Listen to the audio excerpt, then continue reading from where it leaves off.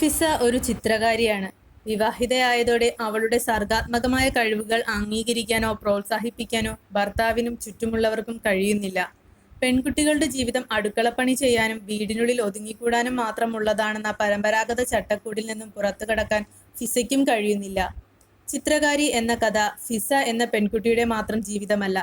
സ്വത്വബോധം പ്രകടിപ്പിക്കാൻ കഴിയാതെ പോകുന്ന കുടുംബിനികളുടെ ജീവിതവും ആത്മസംഘർഷങ്ങളും സൂക്ഷ്മതയോടെ ആവിഷ്കരിക്കുകയാണ് ഷാഹിന ഈ കഥയിൽ. ഷാഹിന ഈക്കയുടെ ചിത്രകാരി എന്ന കഥയിലെ പ്രധാന കഥാപാത്രമാണ് ഫിസ. ദൈവം തൊട്ട കൈവിരലുകൾ ഉള്ള ചിത്രകാരി എന്ന് മറ്റുള്ളവരാൽ വിശേഷിക്കപ്പെട്ട കലാകാരിയാണവൾ. എഴുത്തിലും വരയിലും ആനന്ദം കണ്ടെത്തിയിരുന്ന അവൾ വിവാഹശേഷവും അത് തുടരാൻ ആഗ്രഹിച്ചിരുന്നു. വിവാഹശേഷവും ചിത്രരചന തുടരണമെന്ന് വിവാഹാലോചന തുടങ്ങുന്ന സമയത്ത് തന്നെ അവർ പറഞ്ഞിരുന്നു. ഭർത്താവിൻ്റെ അച്ഛൻ അതിന് സമ്മതിക്കുന്നുമുണ്ട്. എന്നാൽ വിവാഹശേഷം അവളുടെ സർഗാത്മകതയെ തടസ്സപ്പെടുത്താനാണ് പലരും ശ്രമിക്കുന്നത്. അവളുടെ ആഗ്രഹങ്ങൾക്ക് വിപരീതമായി പെൺകുട്ടികൾ അടുക്കളപ്പണി ചെയ്യാൻ മാത്രമുള്ളവരാണ് എന്ന ചിന്താഗതിയുള്ള ഒരു കുടുംബത്തിലാണ് അവൾ എത്തിപ്പെട്ടത്. കച്ചവടക്കാരനായ ഹാഫിസ് ആണ് ഫിസയുടെ ഭർത്താവ്. റബ്ബറിൻ്റെയും സ്വർണത്തിൻ്റെയും വിലകയറ്റിറക്കങ്ങൾ, നല്ല ഭക്ഷണം, ചിരിക്കാൻ വകതരുന്ന സിനിമ, ഇതൊക്കെയാണ് ഹാഫിസിന് താല്പര്യമുള്ള വിഷയങ്ങൾ. ഭാര്യയായി വന്ന പെൺകുട്ടി ചിത്രരചനയിലും എഴുത്തിലും താല്പര്യമുള്ളവളാണെന്ന് ഹാഫിസിന് അറിയാമായിരുന്നു. വരയ്ക്കുമ്പോഴൊക്കെ എത്തി നോക്കുന്നത് ഫിസയ്ക്ക് അസ്വസ്ഥതയുണ്ടാക്കും എന്നറിയാമെങ്കിലും ഹാഫിസ് എപ്പോഴും അങ്ങനെ തന്നെ ചെയ്തുകൊണ്ടിരുന്നു. അവൾക്ക് പിന്തുണ നൽകാൻ അയാൾ ഒരിക്കലും തയ്യാറായിട്ടില്ല. അവൾ എഴുതുന്നതോ വരയ്ക്കുന്നതോ എന്തെന്ന് ചോദിക്കാനോ കാണാനോ അവളെ അംഗീകരിക്കാനോ അയാൾ ശ്രമിച്ചില്ല. അസൂയപ്പെടുത്തുന്ന അവളുടെ കഴിവുകൾ അയാളിൽ അപകർഷബോധം നിറച്ചു. കലപില സംസാരിക്കുന്ന, ആടയാഭരണങ്ങൾ ഇഷ്ടപ്പെടുന്ന, സിനിമയെയും ഫാഷനെയും കുറിച്ച് എപ്പോഴും സംസാരിക്കുന്ന പെൺകുട്ടികളെ മാത്രമാണ് ഹാഫിസ് അതുവരെ കണ്ടിരുന്നത്.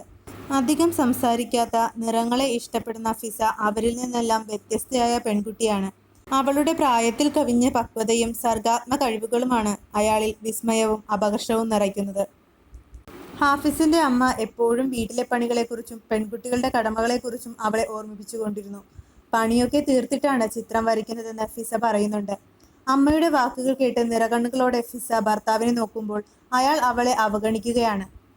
അവളുടെ ചിത്രങ്ങൾ കാണാനും വിവരങ്ങൾ അന്വേഷിക്കാനുമായി ആളുകൾ വന്നു പോകുന്നത് ഹാഫിസിനെയും കുടുംബത്തെയും അലോസരപ്പെടുത്തുന്നു.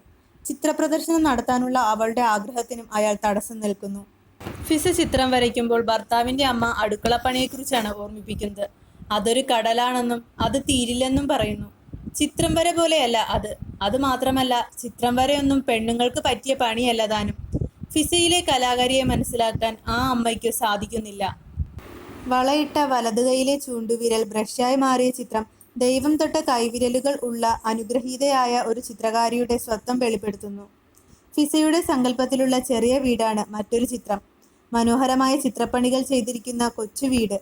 ആ വീടാണ് കലാകാരിയുടെ ലോകം. ആ കാൻവാസിനോടൊപ്പം ചിത്രകാരിയും ചേർന്ന് നിൽക്കുന്നു. കാട് ഒരു ഹൃദയമായി മാറുന്ന ചിത്രത്തിൽ കാടിനെ വരയ്ക്കാൻ ആഗ്രഹിക്കുകയും കാടിനെ സ്നേഹിക്കുകയും കാടിൻ്റെ ഭാഗമായി മാറുകയും ചെയ്യുന്ന ഫിസയെ കാണാം. കാടിൻ്റെ ഹൃദയത്തിനുള്ളിലാണ് അവളും നിൽക്കുന്നത്. കാടും അവളും ഒന്നാകുമ്പോൾ അവിടെ നിന്ന് പൂമ്പാറ്റകളും തുമ്പികളും പറന്നുയരുന്നു. എന്നാൽ ആ ചിത്രത്തിൽ നിന്ന് ചായം ഒലിച്ചിറങ്ങുന്നത് അവളുടെ നിസ്സഹായതയെ സൂചിപ്പിക്കുന്നു.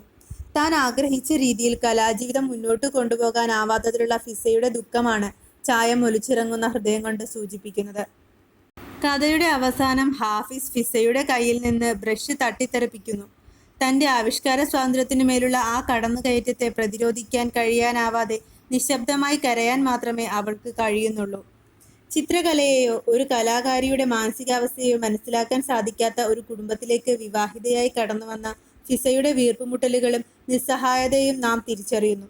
സ്വത്വബോധം നഷ്ടപ്പെട്ട് ജീവിക്കേണ്ടി വരുന്ന അവസ്ഥയെ പ്രതിരോധിക്കാനുള്ള കരുത്ത് സ്വയം ആർജിക്കേണ്ടതിനെ ഓർമ്മിപ്പിക്കുന്നു ഈ കഥയിലെ ഫിസ.